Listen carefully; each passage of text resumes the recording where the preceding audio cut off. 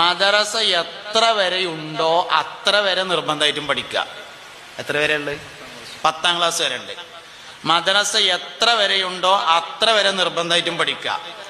10ാം ക്ലാസ്സോടുകൂടെ ഭൗതിക പഠനം അവസാനിപ്പിച്ചിട്ടുണ്ടെങ്കിൽ കുഴപ്പമൊന്നുമില്ല. ഓട്ടോറിക്ഷ ഡ്രൈവറായി ഓനങ്ങനെ പോയി, കുഴപ്പമൊന്നുമില്ല. ഭൗതികം ഇനി പഠിക്കുന്നുണ്ടോ മതം ഇനിയും പഠിക്കേണ്ടി വരും.